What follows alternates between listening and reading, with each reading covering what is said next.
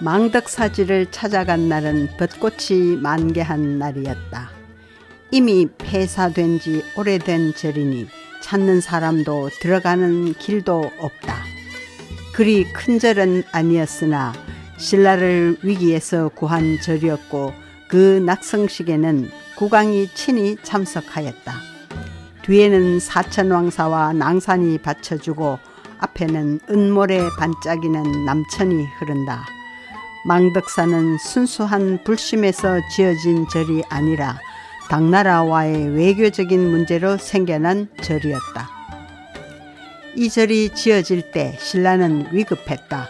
신라가 삼국을 통일한 직후였다. 당나라 고종이 군사 50만 명으로 신라를 치려하자 신라는 낭산 밑에 사천왕사를 임시로 세우고 명랑법사가 문두루 비법을 행하니 당나라 배가 모두 바다에 침몰하였다. 얼마 후 당나라는 5만 군대로 또 쳐들어왔으나 같은 방법으로 침몰시켰다. 고종이 이상히 여겨 당나라 옥중에 있던 박문준을 불러 그 연유를 캐물었다. 박문준은 당나라의 은혜로 신라가 삼국을 통일하였기에 그 은덕을 갚기 위해 천왕사를 지어 황제의 만년 수명을 축원한다고 둘러댔다. 고종은 크게 기뻐하며 곧 예부시랑 악봉규를 신라에 보내 그 절을 확인토록 하였다. 신라는 사천왕사를 보여주는 것이 마땅치 않아 그 사신이 왔을 때 바로 이 절로 인도하였더니 그는 이것은 사천왕사가 아니고 망덕요산의 절이다 라고 하면서 끝내 들어가지 않으려 하므로 금 1,000냥을 주었다. 그가 본국에 돌아가 신라에서는 천왕사를 지어놓고 황제의 수명을 축원합디다 라고 아뢰었다. 당나라 사신의 망덕요산의 절이라는 말로 인해 이 절을 망덕사라고 부르게 됐다. 이 절은 삼국사기에 따르면 신문왕 5년 즉 685년에 완성되었다고 하나 삼국유사에 따르면 효소왕 원년 즉 692년에 창건을 시작하여 효소왕 6년 697년에 완공하였다고 한다. 이 절의 낙성회 때 이야기이다. 효소왕이 친히 가마를 타고 와서 공양하였다.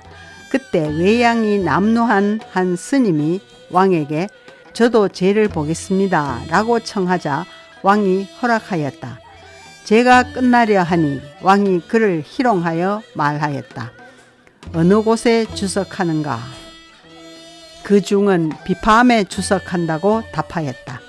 왕이 사람들에게 국왕이 친히 공양하는 제에 참석했다고 하지 말라 라고 말하니 중이 웃으면서 폐하도 사람들에게 진신석가를 공양했다고는 말하지 마십시오 라고 하고는 몸을 솟구쳐 하늘에 떠서 남쪽으로 향해 가는 것이 아닌가.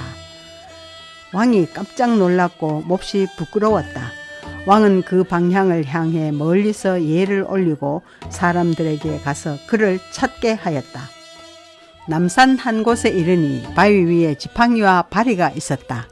사자가 와서 그 본 것을 이야기하니 비파암 밑에 석가사를 세우고 모습을 감춘 곳에 불무사를 세워 지팡이와 바리를 나누어 간수하였다. 이 두 절은 이련 스님이 살았을 때엔 있었다고 한다. 겨우 논두렁길로 둔덕을 오르니 망덕사 당간지주가 반긴다. 이것이 우리나라 보물이다. 바로 옆에는 민묘가 있다. 멀리서 본 소나무는 이 민묘의 도래소리였다. 소나무가 유구한 역사의 절터를 지키는 것이 아니라 하나의 묘를 지키고 있다. 이 절터에는 남쪽에서부터 돌계단, 중문지, 동서목탑지, 금당지, 강당지 등이 남아있다. 회랑지도 남아있고 금당 옆엔 익랑이 붙어 있었다. 가장 남쪽 낮은 낭떠러지엔 돌계단이 몇 년 전만 해도 노출되어 있었다. 이곳 어딘가에 중문이 있었다. 여기의 돌들과 민묘 옆의 성물은 이 절에 사용된 초석 갑석 등이다. 이 절은 통일신라의 전형적인 가람배치인 쌍탑식이었다. 이곳이 동목탑지이다. 기단은 네 변 모두 약 8.1m이고 북쪽, 남쪽, 동쪽의 세 곳에서 계단지가 확인되었다. 이것이 심초석이고 한가운데 이처럼 사리공이 있다.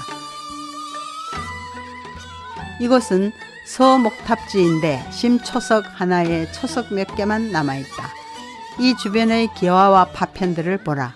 동서목탑지의 심초석 간 거리는 약 33m이다. 이 두 목탑은 13층이었는데 경덕왕 때 갑자기 심하게 흔들리며 떨어졌다 붙었다 하며 며칠 동안 넘어질 듯 하였다고 한다. 그 해에 안록산의 난이 일어났으니 아마 그것의 반응이었을 것이다. 그뿐만이 아니다. 원성왕, 애장왕, 헌덕왕 때도 3번이나 두 탑이 부딪혔다. 이것이 정면 5칸, 측면 3칸의 금당지이다. 정면 7칸, 측면 3칸의 강당지는 이 억새밭에 묻혀 있다. 동회랑지 유구가 드러났으니 다른 회랑도 있었을 것이고 금당 옆으로 익랑도 존재했을 것이다. 이 절의 폐사 시기에 대한 기록이 없으나 출토된 귀목문 안막새를 보면 고려 후기에는 존속했을 가능성이 높다. 백자소호나 백자편 등을 고려해보면 조선시대까지도 존속했을 가능성도 있다. 건너 보이는 저곳이 사천왕사지이다. 사천왕사지에도 목탑 2기가 마주보고 있었으므로 이곳 탑과 비슷한 모습이었으리라. 삼국유사를 쓴 일현 스님이 살았을 때 경주의 승사장 안에 대품 반야경이 있어 매년 봄, 가을로 이 경을 읽고 재앙을 물리쳤다고 한다. 이 경전은 600권이나 되는 방대한 분량인데 신라 때 이루어진 대단한 명품이었으리라. 일현 스님이 이 유명한 경전이 이뤄낸 내력을 소개한 것이 삼국유사의 선율 환생 이야기이다. 선율은 망덕사의 스님으로 대품 반야경 600권을 이루고자 정진하고 있었는데 갑자기 명부에 불려갔다. 명부의 판관이 물었다. 너는 인간 세계에서 무슨 일을 하였는가? 선율이 대답하였다. 빈도는 말년에 대품경을 이루고자 하였으나 그것을 다 이루지 못하고 불려왔습니다. 그 판관이 너의 수명은 다 되었으나 소원이 아직 이루어지지 않았으니 인간 세계로 돌아가 그 불경을 완성하여라 라고 하였다. 돌아오는 중에 한 여자가 나타나서 말하기를 나도 신라 사람인데 부모가 몰래 금강사의 논밭 일묘를 취한 것이 죄가 되어 제가 여기에 잡혀와서 고초를 당하고 있습니다. 법사가 만약 옛 마을로 돌아가시면 나의 부모에게 그 논을 돌려주라고 하시오. 제가 그 세상에 있을 때 참기름을 침상 아래에 묻어 놓았고 곱게 짠 배를 침상과 요 사이에 넣어 두었으니 법사께서는 나의 기름으로 불등을 밝히고 그 배는 경폭을 위한 미천으로 삼아 주시오 라고 했다. 선율이 이 주소를 물어두었다. 선율은 죽은 지 이미 열흘이 지났으나 무덤 속에서 사흘을 외치자 목동이 듣고 이 절에 알려 무덤에서 나올 수 있었다. 선율이 그 여자의 집을 찾아가니 그 여자는 죽은 지 15년이 지났지만 기름과 배가 그대로 있었다. 선율은 그녀의 말에 따라 명복을 빌었더니 여자의 혼이 와서 말하기를 법사의 은혜에 힘입어 저는 이미 고통에서 벗어나 해탈을 얻었습니다 라고 하였다. 그 당시 이 이야기를 듣고 놀라고 감동하지 않는 사람이 없어 그 스님은 많은 도움을 얻어 드디어 그 보전을 이루는 데 성공하였다. 그 기적적인 그 경전의 조성은 이승과 저승의 많은 도움이 있어 가능했다는 이야기이다. 이제 여기서 발굴된 유물을 살펴보자. 두 차례 발굴 조사가 이루어졌는데 제1차 조사는 1969년 11월에 8일간 이루어졌고 제2차 조사는 1970년 4월에 27일간 이루어졌다. 이 아름다운 수막새 무늬를 보라.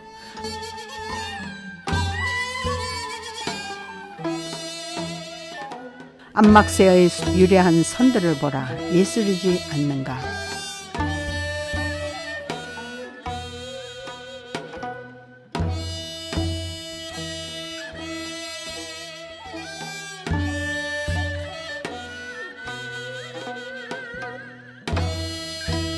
이것은 비천문 안막새이다.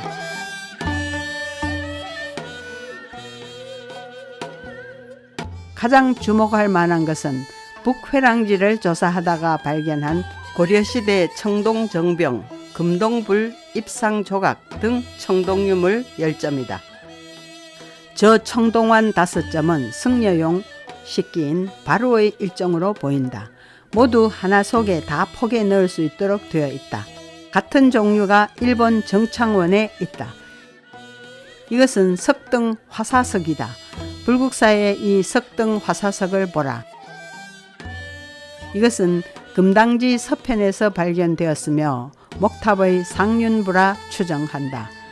금당지에서 발견된 이 백자소호는 제작 시기가 조선 후기여서 이 절이 그때까지 존속한 것인지 아니면 폐사 이후 들어온 유물인지 알 수 없다.